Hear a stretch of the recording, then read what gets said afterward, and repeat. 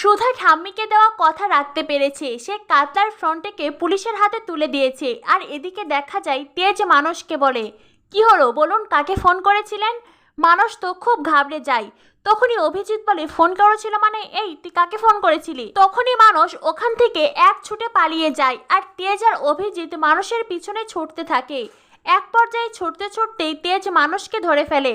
আর তারপরে মানসকে খানিকক্ষণ পিটিয়ে নেয়। আর তারপরে বলে, কি হলো বল, এইবার বল তুই কার কথায় চিঠিটা বদলেছিলি? মানস তো কিছুতেই স্বীকার করতে চায় না, কেননা ওইদিকে ইমনের মাও আবার মানসকে হুমকি দিয়েছে। তেজ বলে, আমি চাইলেই পুলিশের হাতে তোকে তুলে দিতে পারি, কারণ আমার কাছে সব প্রমাণ আছে, কিন্তু তাতে তোর ভবিষ্যৎ নষ্ট হয়ে যাবে আর তোর চাকরিটাও চলে যাবে, যেটা আমি চাইছি না।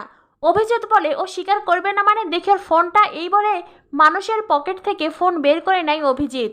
আর তারপরে কল লিস্টের প্রথমেই সে ইমনের নাম্বার দেখতে পায়। আর তেজ বুঝে যায় এইটা ইমনের প্ল্যান। আর মানুষও সব কিছু স্বীকার করে নেয়। অভিজিৎ বলে, জামাইবাবু এ তো গরিব মানুষ, টাকার জন্য কাজটা করতে বাধ্য হয়েছে, কিন্তু আসল কালপিট তো ইমন ম্যাম। কিন্তু ইমন ম্যাম সুধার কেন ক্ষতি চাইছে আমি তো সেটাই বুঝতে পারছি না। সুধার সাথে ইমন ম্যামের কি শত্রুতা? সেই বিয়ের আগে থেকে দেখছি কারণে অকারণে ইমন ম্যাম সুধাকে অপমান করে, তাকে অপদস্থ করতে চায়, সুধাকে সহ্যই করতে পারে না। কিন্তু কেন?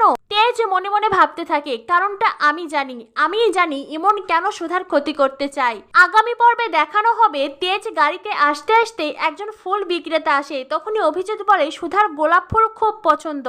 তেজ বলে, দুটো গোলাপ দিন। না না, সবগুলোই দিন। এই বলে অনেকগুলো গোলাপ তেজ সুধার জন্যই কিনে নেয়। আর মনে মনে ভাবতে থাকি, সুধা, এতদিন আমি আপনাকে ভুল বুঝেছি, আজ আমি আমার মনের সমস্ত কথা আপনাকে খুলে বলবো।